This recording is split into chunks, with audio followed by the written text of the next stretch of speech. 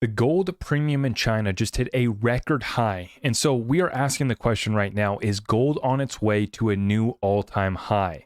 We're going to take a quick look at this asset class along with the situation at hand, who has the gold, and who is going to run the new financial system and take control of the new world order, or the changing world order, where we see the falling empire in the United States crumbling from within, internal chaos, along with the external chaos and troubles that we've caught ourselves in as well. Now, we're talking about, of course, this summary here from Gold Telegraph. The China gold premium hits a record high. We are seeing premiums everywhere going nuts, and that's on getting your precious metals here in the West. But then also out east, what we're seeing is huge price discrepancies from the Shanghai's future exchange versus the COMEX exchange here in the US. And what's happening is that the East is really waking up and much more correlated with physical demand for the precious metals versus over here in the United States, the COMEX price, which is the paper price of gold and silver, is what's getting traded around here. So we're seeing the premium on gold well over $2,000 in US dollar terms over on the Shanghai Futures Exchange. And then silver also approaching, I think, $25 per ounce in US dollar terms over on the Shanghai Futures Exchange. So the China gold premium has hit a record high. We have China being the largest gold producer on the planet. And then the People's Bank of China has bought gold for 10 consecutive months. For a long time there, they weren't even reporting on how much gold they were buying, and I still think that they are lying and kind of manipulating the data that's coming out of China. But for the last 10 consecutive months, they are reporting that they've been buying gold, and they have also cut their holdings of U.S. Treasuries to the lowest level seen since 2009. China's central bank will now scrutinize large purchases of dollars. More and more countries are using the yuan for international trade. We've talked in regards of RippleNet on-demand liquidity XRP. The settlement for RippleNet has achieved 30 billion, while the Chinese yuan is approaching well over 14 billion, on its way to 20 billion so far for the settlement on that Chinese digital yuan. Okay. But when you look at the currency there for international trade, more and more countries are accepting of that. We are in the middle of a currency war. But then Saudi Arabia has also cut its holdings of U.S. Treasuries to a 6-year low. They're doubling down with OPEC cutting production on the oil as well. That brings it back to the commodity war that we're seeing, that's very live, very well, and very hot right now. And these countries are simultaneously dropping the dollar, dropping the treasuries to a 6-year low for Saudi Arabia, right? And then you have China's leading diplomat stated that a reconciliation between Iran, Saudi Arabia, brokered by China, is driving a surge of peace efforts in the Middle East. So now China is actually bringing peace to these regions that the United States and the West has failed to do so. We also have central banks around the world continuing to stockpile gold. They're accumulating gold at the fastest pace that we've seen in 50 years since the last time that we got a currency reset in Nixon taking us off the gold standard in 1971. Then we have the Chinese leader Xi Jinping recently said that BRICS countries must promote a reform of the international monetary and financial system. The world is evolving very quickly. Gold will always stay the same. So I keep on bringing this back up because I do believe that gold plays a fundamental role in the new financial system. Yes, everything goes to DLT technology. We're talking about hundreds of trillions and quadrillions of dollars of value that is going to be settled on DLT technology. That's very exciting. We love our XRP. I believe that XRP is going to be the world reserve digital currency of the financial system that's being created. But gold plays a role. It always has, always will, and gold stays the same. What doesn't stay the same is how many dollars, how many fiat funny money dollars it takes to buy that ounce of gold. And I think that we are going to go into price discovery here soon. And that's already actually beginning out east with the Shanghai's Futures Exchange trading at a record high premium. This is the moment that we've been waiting for. While the West is asleep, while the West doesn't understand what's happening, while our White House touts Bidenomics and the strongest economy ever, what's happening behind the scenes is our dollar is getting dropped at the fastest pace in decades. Our treasuries are getting dumped at the fastest pace in decades. And the central banks around the world are moving to gold. Additionally, we see states within America which are recognizing gold and silver as legal tender. So you're going to see a grassroots movement start to grow within the United States. You're not going to get this from mainstream media. You're not going to get this from our treasury. You're not going to get this from our Fed. They don't even talk or bring up gold or the precious metals, right? So they're keeping us in the dark. Meanwhile, the elites are stacking it, the central banks are stacking it, and the smartest institutional money is stacking it. Now, who has stacked the most? Well, we take a look here. Who has the most gold?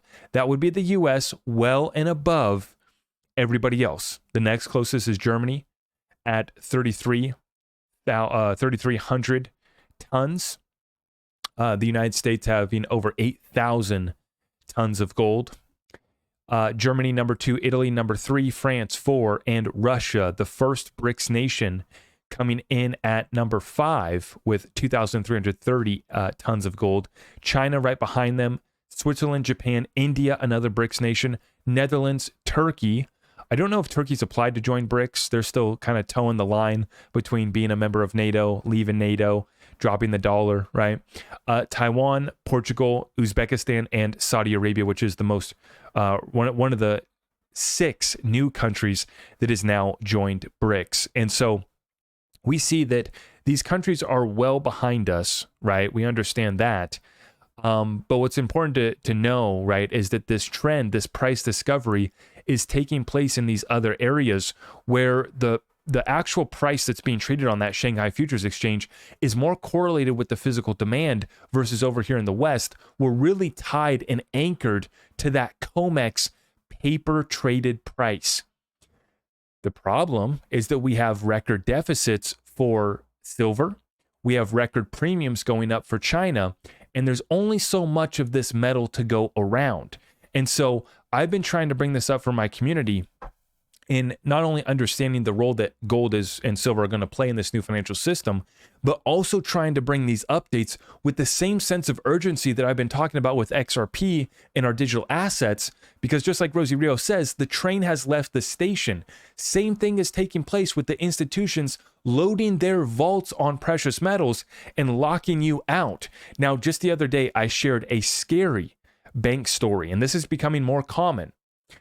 My good friend Andy Sheckman, Miles Franklin, shared a story of one of his clients trying to purchase $50 million worth of precious metals. And her bank actually was trying to stop her from doing so. And it wasn't just, oh, we need to run the regular checks like for a $50 million transaction. That's common, right? You know, when you're doing your everyday business, they don't care. When you go to pull out 5-10 grand, they start to give you a little issues. If you go to pull out 50 or 100 grand, they're wondering what the heck you're doing. And when you go to move $50 million into precious metals, they're pulling all sorts of cards, red flags. And they ran this lady through the ringer of, oh, we got to take you through compliance, you know, questioning folks. Is this the right time to buy gold? Is this the right time to buy silver? Who are you to ask me what, I should be doing what I should be doing with my money, right? I'm going to do whatever I want with my money. And the banks are in panic mode right now because the money is exiting the banks, not just the small and regional ones, but even the commercial banks as well. And they're moving into money market funds. They're moving into treasuries and T-bills because that rate has gone way up. And so for essentially risk-free reward of 4 to 5% on your short-term T-bills and treasuries, you can get 4 to 5% risk-free. I don't like having counterparty risk, and I don't like the counterparty being the United States government that I don't trust. And so that's why I own precious metals. You remove that counterparty risk, but at the same time, I'm seeing the supply-demand situation here getting tight, getting squeezed, and we're starting to see those premiums go up.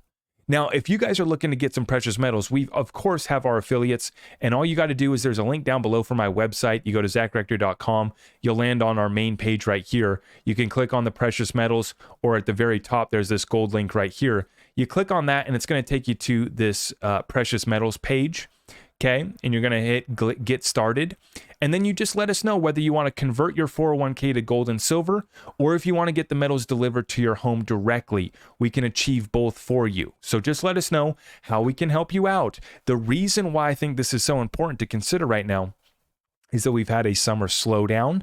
The market's been kind of relatively dead. There's always a summer slowdown for precious metals, because that's the last thing that people are thinking about is, oh, I need to stack some more precious metals. What you're thinking about is, how can I go enjoy the sun? What are we going to go do with the kids today? That's what's on your mind. Now that we're moving into fall, now that we're starting to hunker down and get locked in, folks have a little bit more time on their hands to look at their investments and look at making their moves. I don't care. Don't even worry about my affiliates. Don't worry about that. I want you guys to have a plan, especially, if you got serious money in the bank, you have to ask yourself, is your money safe in the banking system? Is your money safe at the bank? Only having one account.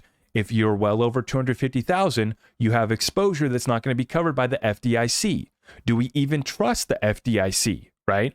And we got to ask ourselves, how much of a position should we be taking in precious metals right now while we're seeing everything that I just covered, right? Record premiums in China. We're starting to see an arbitrage opportunity, a little bit of a discrepancy between gold prices in the West versus out East. We're starting to see silver demand continue to grow. And we're starting to see that we're having record deficits, just like last year, 230 million ounce deficit for silver. So it's not just me trying to hype this thing up. No, we're actually short hundreds of millions of ounces. And what I worry about is that they've changed the laws. They've changed the rules where now they allow for bank bail-ins. So instead of getting a bailout funded by the taxpayers, they changed the rules, and now under Title II of the Dodd-Frank Act, they allow for bank bail-ins where, you got $1 million and the bank's in trouble and they need to readjust their balance sheet.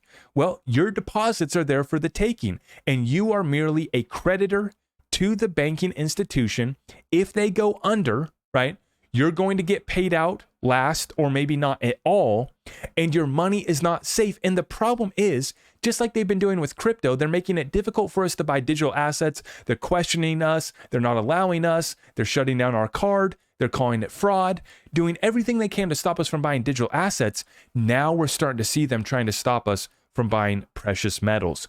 So all I care about is that you guys are protecting your wealth.